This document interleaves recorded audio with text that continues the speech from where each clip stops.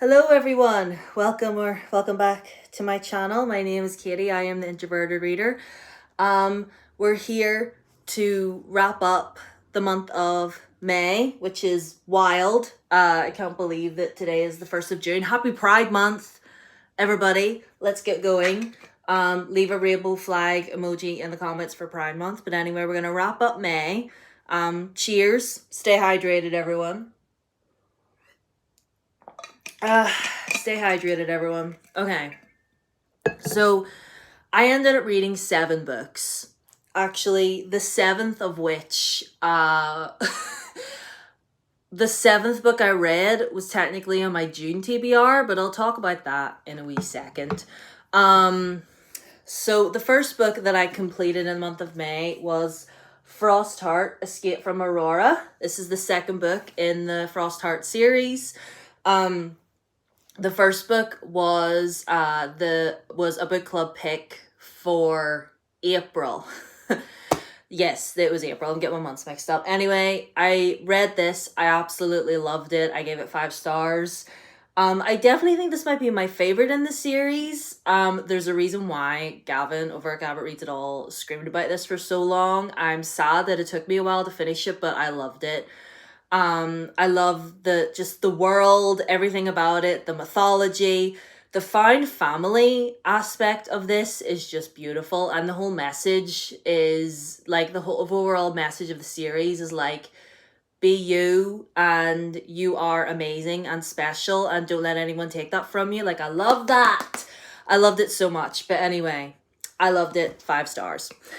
Then excuse me. The second book I finished was this one, Dark Star Burning, Ash Falls White by Emily Wen Chow. You know, I've been loving this author as of lately. I read the Blood Air trilogy by her, adored it. The first book in this series, which name escapes me. I can't remember the name of it. Life has been lifing and my brain is mush. But anyway, this is the duology. Song of Silver Flame, that's what's called. Yes, this is the completion of that little duology. It's sort of like Asian mythology inspired. It's kind of like a C-drama in book form, and that was what I loved about it. Did I love this one as much as the first one? No, not really, but it was still an enjoyable time, still just a great, wonderful, amazing, overdramatic, like a bit of a bittersweet ending, I won't lie. But again, it was like a C-drama in a book, and if you've ever watched C-dramas before, a lot of them can end pretty like bittersweetly, so I love this. 4 stars. Now,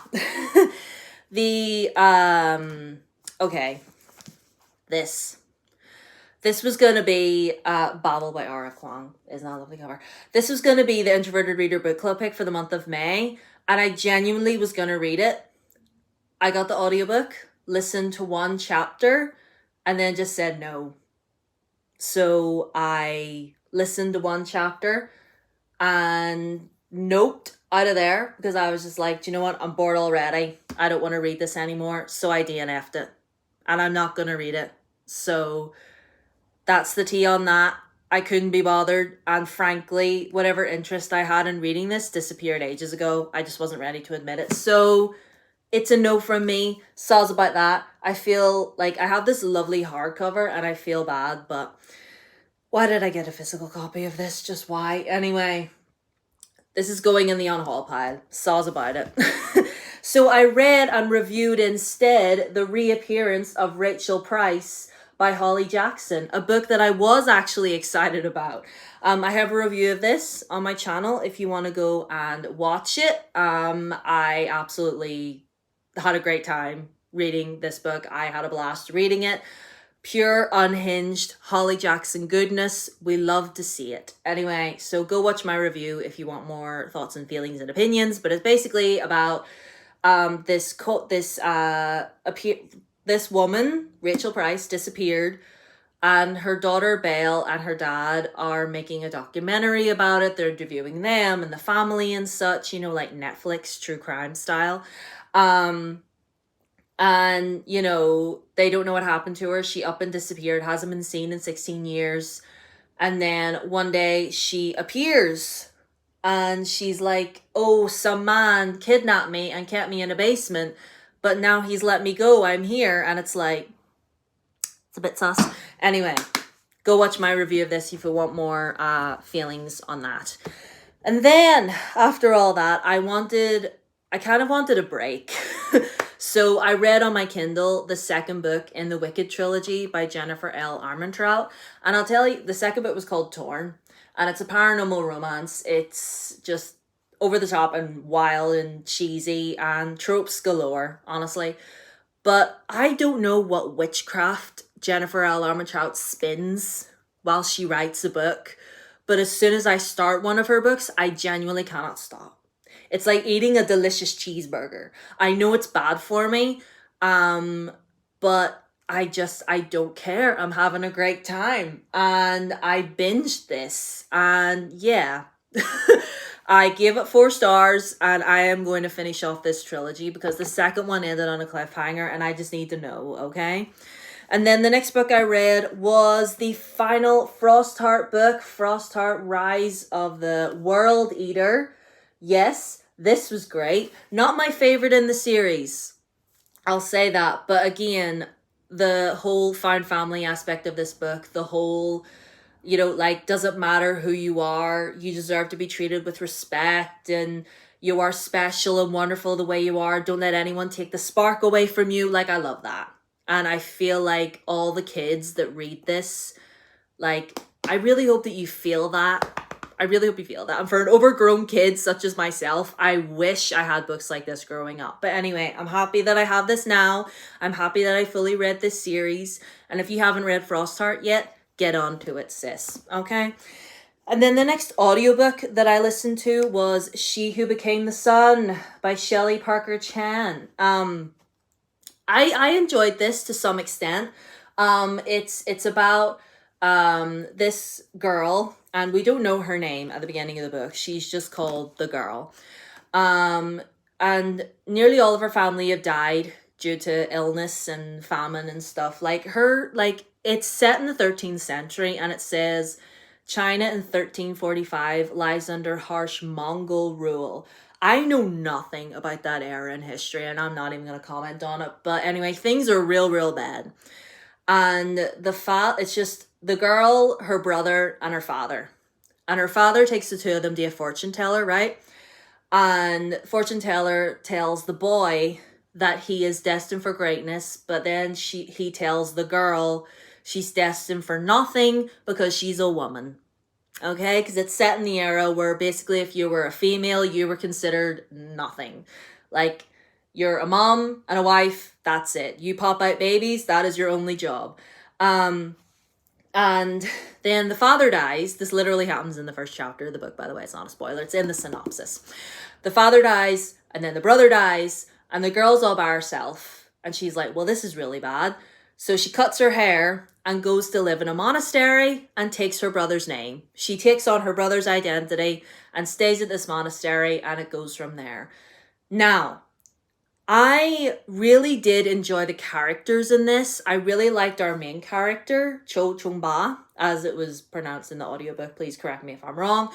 And then we follow another perspective, Ouyang, and he is a general within the Mongol army.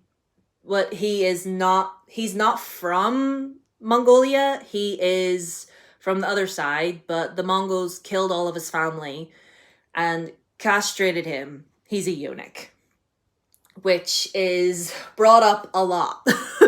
Which, after a while, I was like, he has more going for him than just that. Why does that need to be brought up every other sentence? Yes, we get it. He's got no... why does that even matter? But anyway, so we follow the two of them, and them as characters, I did really enjoy. I did.